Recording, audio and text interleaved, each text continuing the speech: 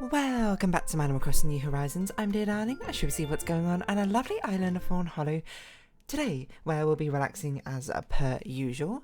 I've got another D&D session tonight, and this one I'm actually incredibly unsure how it's going to go. Like I know I've been saying that for the past couple, but I feel like it's because things are now sort of opening up with directions that things can take, and I think this one is certainly out of most of them. All of the sessions thus far is probably the most open one. The session we had with the other group, like most recently, was also pretty open, but this is like on a not on a whole nother level. But anyway, hello everyone. We're now in Fawnhallow at 6:09 p.m. on Wednesday, April 3rd, 2024. Definitely not on a whole nother level. It's just sort of like it feels like the doors have opened up, a significant amount where. It's not like quite unparalleled. You can do literally anything you want because they still are confined with one location. It's just like in that location, literally anything can happen. I've made like 10 NPCs that they could potentially talk to and meet. You might not even end up talking to any of them. That'd be really weird because just to give you a bit of background, it is a party essentially. What's going on for this one. But because there's so many NPCs, the thing I'm just like, oh man, I had to keep so many like different voices straight, different like motivations and that sort of thing, and there's an underlying sort of mystery to the party which also needs to sort of like be accounted for and like taken into consideration when this entire thing is going on. I'm just like, I hope my notes are good enough, I hope I understand them. That sort of thing. Speaking of my notes, where are my session notes? I should probably get those up and have a review of them, as well as the one from last session, because these are both important things to be knowing. Oh yeah, last session was mostly a combat session. This session might actually have no combat. I'm genuinely not sure, but I think after this thing is resolved, they'll probably level up. I don't think they'll do it in one session. I mean, they might be able to, but I think it'll be significantly difficult. And they'll have lots of questions that they want to investigate. So, the things I need to definitely do is I need to put down, I put down lots of clues and interesting things that they can find. I need to do more, certainly. Because it's not quite like a murder mystery, but it's certainly a mystery in the sense that there's like a load of different places that they can go to, a load of different people who can go around to all these different areas, and then it's all very confusing. And in my head I'm like, I think this might have been a bit too ambitious for like too early on a session, but we'll see how it goes. And then after that, I actually don't need to record anything after that today. I think once that's done, I think I'll just get to work on the thumbnail art, which again it might be severely delayed, to be perfectly honest, like even more so than usual, because I just have not had the time to work on it, unfortunately. Things have just genuinely been quite busy. Even the weekend, over the weekend, I didn't have that much time. Like I've overdone hard. Like it's embarrassing how little I've done. I've only basically done half the line art, to be perfectly honest, but like the entire concept and refined sketch is done. Like all the clothes are designed, all the characters are refined, sketched out, and that sort of thing. It's just I've only done like part of a line art, and I need to get around to doing that, and then I need to colour it, and then I need to shade it, and it's just like, oh. Luckily, as I said before, the background isn't too difficult. I'm still a little bit undecided on what I'm going to do for like the final rendering part of it, because I have an idea, but again I'm not sure if that's the way I want to take this thumbnail art or not, but we'll see how it goes. But yeah, I don't know what else to talk about. I guess we could talk about ambidextrous mice, because I talked about the mic stand yesterday, and honestly it makes me feel so professional now. It makes me feel like a professional, I don't know, like podcaster or a streamer or something, because I'm just like, ooh, I just like bring down the mic arm. I will say, while I was setting up, I definitely like pinched, which I just omitted to mention, I suppose, yesterday. I pinched like some of my skin in between the joints of it. I don't know how to properly describe it, because this thing is like under a lot of tension, well, not like a huge amount of tension, but some amount of tension. Just like my monitor arm is, like the springs in it help, and the springs in it help it to be able to be consistent at the height it remains at, but it can only do that if it's under a decent amount of tension, and it needs to be offset by the weight of whatever it's carrying. The mic arm's not under nearly as much tension. if you leave it alone, it will want to straighten out essentially. But it's not under that much tension because mics aren't like particularly heavy. It's probably about only a couple 100 grams is my guess. So I needed it on there to actually weigh it down. But while I was like setting it up and I was like trying to find a place to actually put it, I like straightened it out. It like started straightening it out as I was sort of like lifting it upwards, and it just like pinched like some skin on my palm like very, very tightly, and I was like, ah. Luckily I don't think a mark is left. Maybe that's a mark or something, but it doesn't hurt, which is the important part. It just very much made me go, no. Phoebe, you're thinking. You must be thinking of moving or something, otherwise you wouldn't be thinking up twice. Oh, nah, I can't right now. Mainly because I've got stuff to do, and by stuff to do, I mean, what Nookmile missions did we have? I looked at them and immediately forgot. Okay, cut down tree, seashells, weed, flowers. Do we have weeds? We have tons of weeds in our adventure. I don't know why there's so many.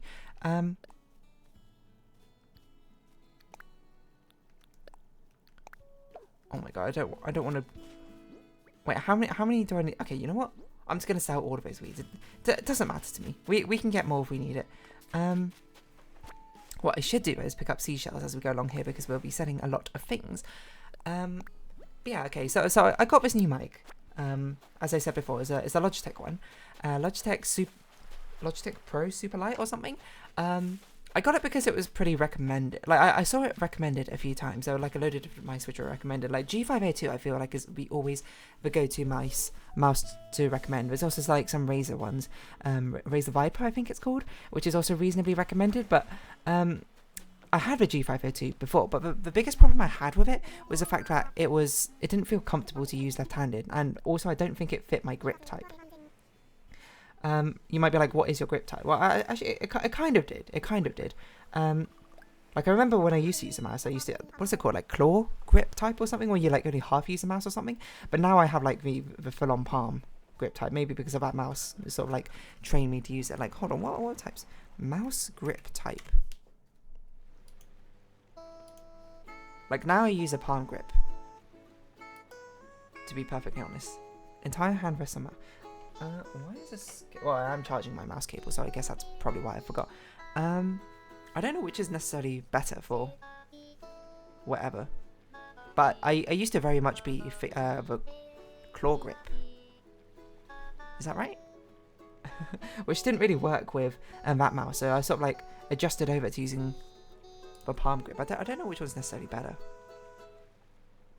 Although I do it slightly differently from what it seems like these palm grips are, is because I use my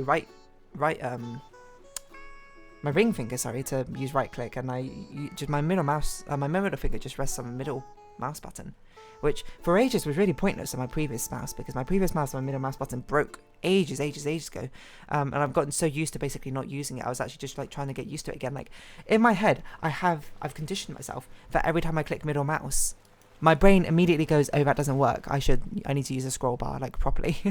It's so crazy.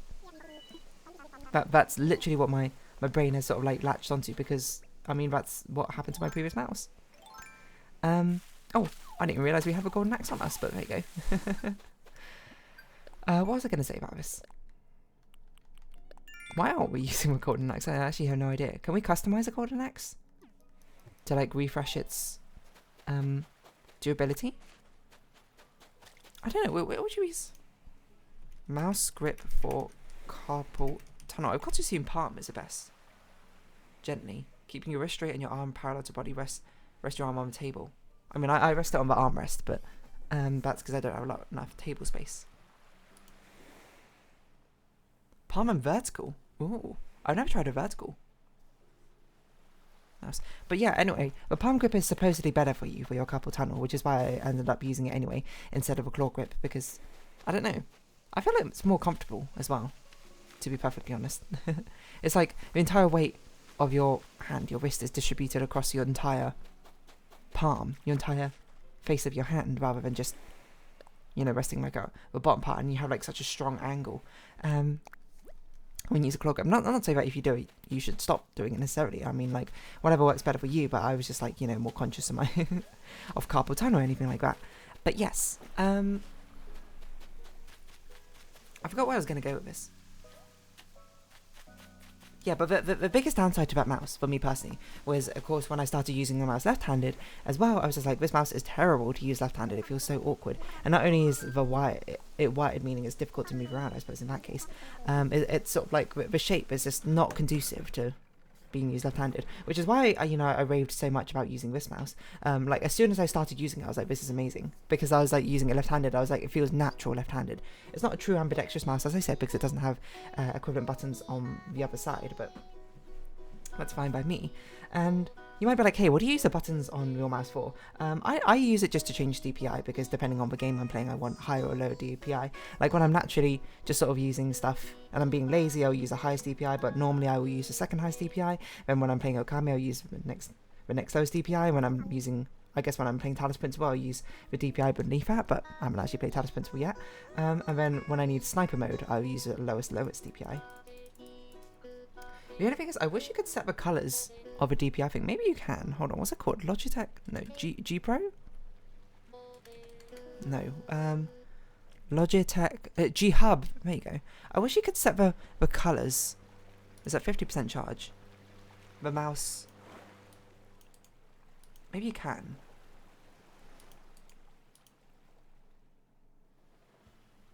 To quickly toggle to another speed while gaming. I don't know what DPS shift necessarily means. Let's see. Logitech mouse change DPI color?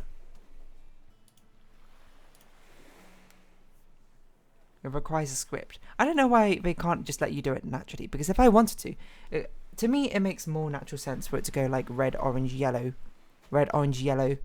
purple, well, I guess pink, orange, yellow, purple, white, from like lowest to highest DPI. But for some reason it goes yellow, white, orange, pink, purple, which it's not the craziest, I suppose, combination it could be, but it is not exactly the natural one I think of.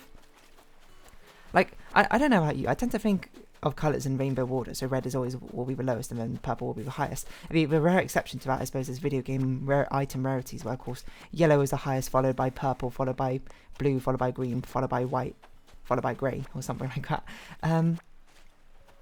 Which, I mean, this doesn't do either. For a second, I looked over, I was like, maybe that's what it's doing, but no.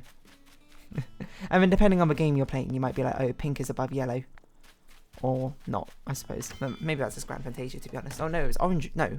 It was yellow was above orange. That was it. They had like a special one in there. I feel like we had a pink as well, but I can't remember what the pink was for, to be honest. Anyway, it's been ages since I played that sort of thing. But that's just like a default for MMORPGs, I suppose, to have a similar sort of system like that. But I just wish we could change the colours, you know? Just a very simple amendment would make me VV happy. What else do we talk about? Yeah, I don't know, ambidextrous mouse. Just doing stuff ambidextrously, I think, is quite useful. For when you need to do something with your left hand, or your non-dominant hand, I should say, if you are left-handed. And it's like, oh, I've not had practice, I suppose, doing it. Let's just, do it. Like, if you haven't, like, practiced doing stuff with it, it can be quite difficult. But once you've sort of gotten used to doing it, it's just like, oh, it's like second nature, right? Like, I'm not saying that you need to go out and learn how to write with your left hand, because I think that's a little bit difficult. I mean, think how long it took you probably to learn how to write in the first place. Learning how to write with your non-dominant hand is like a whole nother story, I think. We just need to find our crafter, right? I think that's the only thing we have left to do. But yeah, like, think how long it took you to learn to write. Now, learning, again, on non-dominant hand, when you don't have as much spare time, I suppose, as an adult, or much reason to, I suppose, when you really have it sort of like on lock with one hand in the first place. It just sort of, it takes time. We're up to number 12 now. I assume this is either Fawn or Lily. I don't know who else will be journaling / scrapbooking, but we should try and seek them out.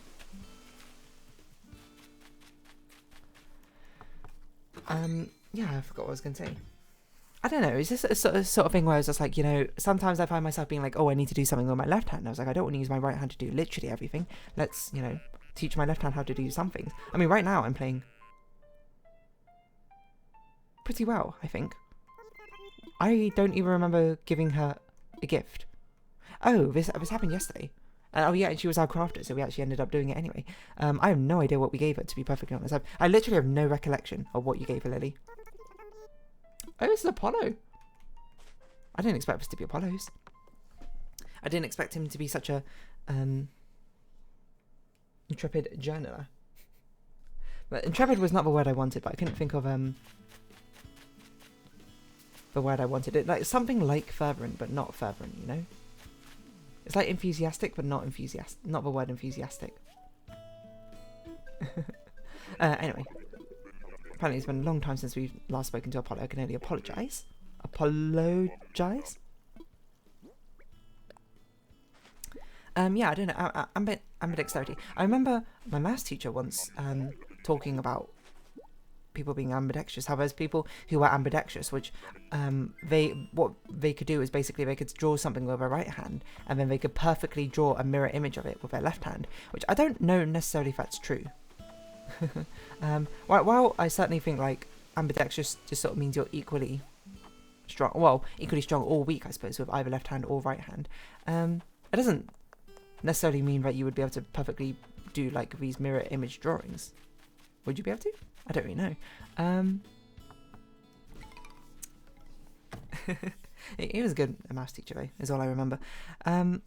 Yeah, I don't know, but like it was something I always thought about during like exam times, being like, oh, wouldn't it be so good during exam season to be able to start like writing with your right hand, and then like whenever you got too tired, you'd like switch over to your left hand and start writing with that hand instead. Honestly, it's probably not as much as an advantage as you might think. Like, I think most people's deficit is not the fact that they cannot write fast enough for their exams.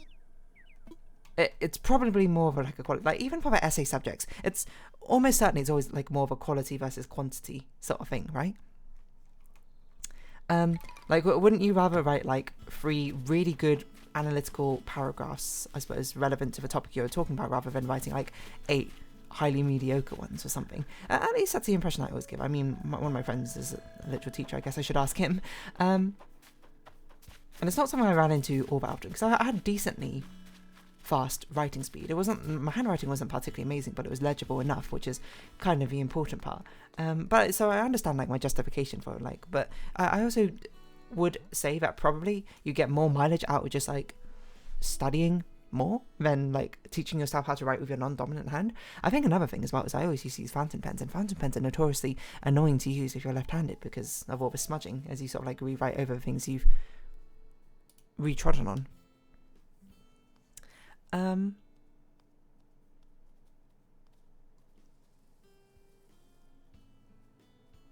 I don't really know where I was going with this, to be honest. But I'm going to round this episode up here because, I don't know, ambidextrous mice. Something like that. Anyway, if you have been watching, thank you very much. It's been Animal Crossing New Horizons. I've been Dear Darling, and likes, comments, subscription, shares greatly appreciated. Socials, Discord down below. Hope to see each other again, but for now, it's our farewell. So until next time, bye-bye for now.